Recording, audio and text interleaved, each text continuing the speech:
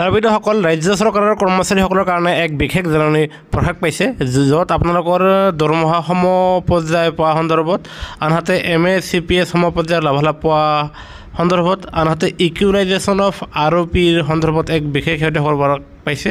যিটো সকলো ধৰণৰ চৰকাৰী কৰ্মচাৰীসকলে জনাটো অত্যন্ত জৰুৰী। ছাৰবিদসকলে আপোনালোকৰ স্ক্ৰীণত চাওক, য'ত আপোনালোকে দেখিবলৈ সক্ষম হৈছে। Sub regarding fixation of pay arising and equalisation MA CPS equalisation ROP etcetera, আৰু ইয়াত চাব ছাৰ মেডাম বুলি সম্বোধন কৰা হৈছে, আৰু যাৰ ফলত বিষয়বস্তু লিখা আছে, য'ত কোৱা হৈছে যে ওপৰত উল্লেখ কৰা বিষয়টোৰ সন্দৰ্ভত আপোনালোকক জনাব বিচাৰিছোঁ যে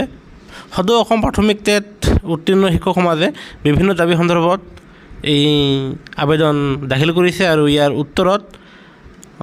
চৰকাৰে আপোনাৰ কৰ্মচাৰীসকলৰ উত্থাপিত দৰমহা নিৰ্ধাৰণ আৰু সমতা,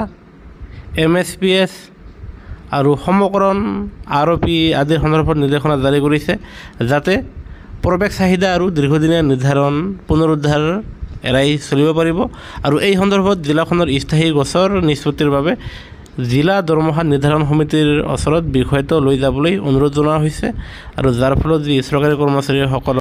fixation of pay arising and equalisation MA CPS equalisation of ROP এই বিষয়বস্তুখিনি যাতে সমাধান হয়। সেয়েহে কৰ্মচাৰীৰ প্ৰতি খবৰ আমাৰ চেনেলটো ছাবস্ক্ৰাইব কৰি নাপাহৰিব।